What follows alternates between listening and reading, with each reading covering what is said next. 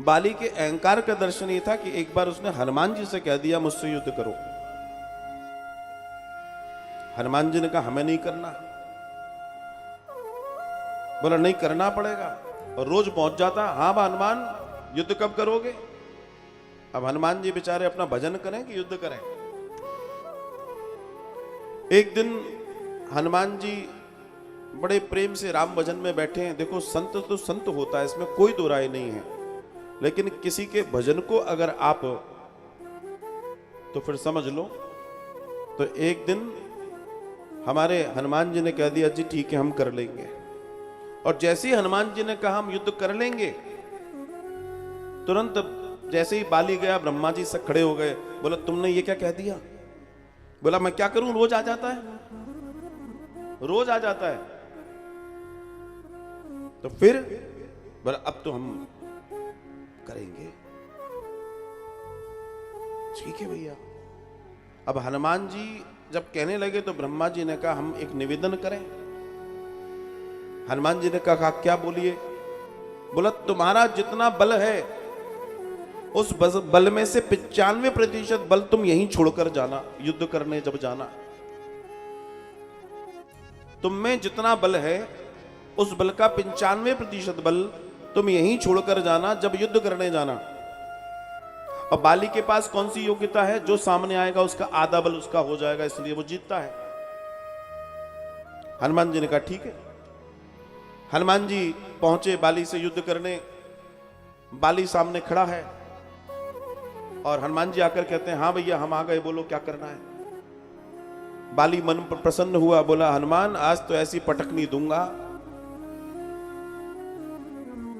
हनुमान जी मन में अपने राम जी को साधे हैं कि देख लो भैया समझ लो आप। बाली और राम हनुमान जी दोनों सामने खड़े हैं। बाली के मन में एक विचार चल रहा है कि बस अब तेरा बल मेरा हुआ, और राम हनुमान जी के मन में विचार चल रहा है हे राम जी आप ही देखिएगा। अब होता क्या है, हनुमान जी अपना 5% लेकर पहुंचे हैं, इसमें से 2.5% किसका हो जाएगा, बाली का हो जाएगा, और जो बाली का है वो बाली का ही है।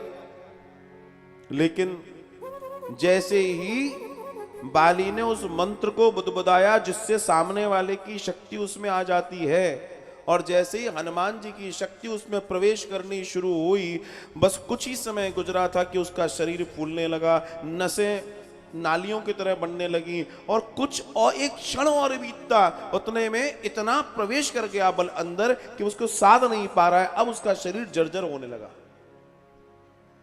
बस शरीर फटने ही वाला था। इतने में ब्रह्मा जी ने तुरंत आकर कहा हे हनुमान यहां से जाओ, वरना ये गया गुब्बारा फट जाएगा ब्याली। मैं ये कथा आपसे क्यों कह रहा हूं, समझिएगा इस बात को।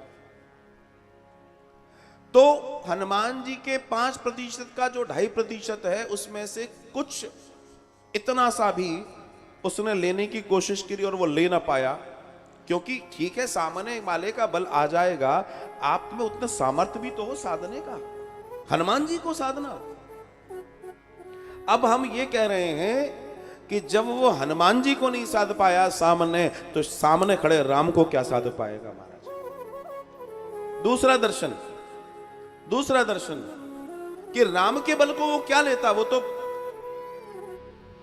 चूर चूर हो जाता, कुछ बचता ही नहीं। और अगर राम पीछे से बाण न देते उसमें, तो फिर राम से वो अपनी गलती कैसे स्वीकार करता, फिर राम से चर्चा कैसे होती, फिर अपने बेटे को राम को कैसे सौंपता, ये पूरा दर्शन कुछ घटता ही नहीं।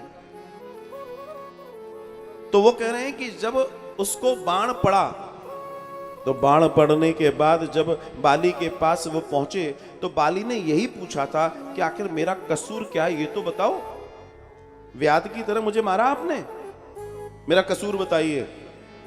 तो राम जी ने सबसे पहले यही कहा था कि तुम्हें मालूम था, तुम्हारी पत्नी ने तुमसे कहा कि मैं कौन हूं, मेरा परिचय दिया था, उसके बाद भी तुम नहीं माने।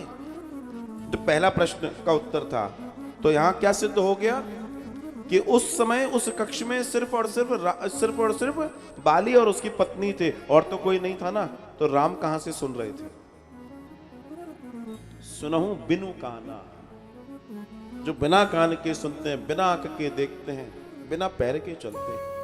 उन रघुपुंगव की गाथा है ये, जो करते सब हैं। वो देते हुए नहीं दिखते, लेकिन सबकी झोलियां भरी मिलती हैं, यही उनकी कृपा है।